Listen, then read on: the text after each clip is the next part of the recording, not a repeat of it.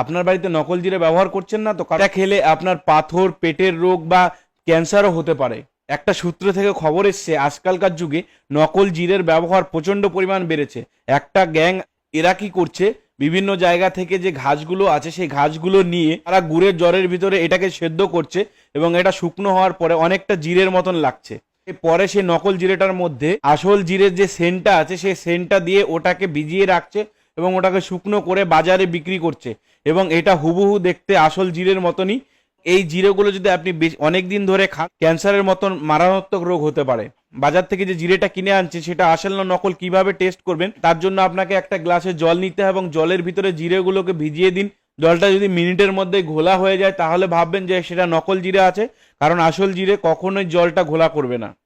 অতএব এই ইনফরমেশনটা প্রচুর পরিমাণে ছড়িয়ে দিন আপনার ফ্যামিলি বা বন্ধু বান্ধবদের মধ্যে, যাতে সবাই এটা থেকে সাবধান হতে পারে